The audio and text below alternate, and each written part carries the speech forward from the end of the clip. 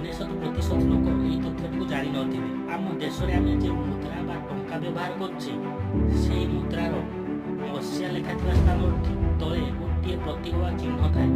ସେହି ଚିହ୍ନଟି କ'ଣ ହୁଏତ ତାହା ଅଧିକାଂଶ ଲୋକ ଜାଣିନଥିବେ।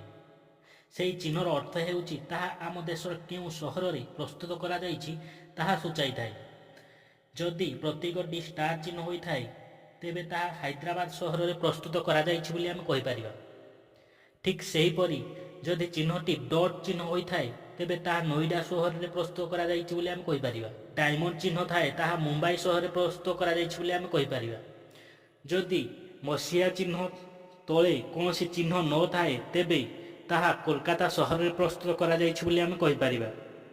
ଯଦି ଭିଡ଼ିଓଟି ଆପଣମାନଙ୍କୁ ଭଲ ଲାଗିଥାଏ, ତେବେ ଚ୍ୟାନେଲକୁ ସବସ୍କ୍ରାଇବ୍ କରନ୍ତୁ, ତା ପାଖରେ ଥିବା ବେଲ୍ ଆଇକନ୍କୁ ପ୍ରେସ୍ କରିଦିଅନ୍ତୁ। ତା ସହିତ ଆମ ଭିଡ଼ିଓ ଭଲ ଲାଗିଥିଲେ ତାହା ସେୟାର କରନ୍ତୁ। ଧନ୍ୟବାଦ।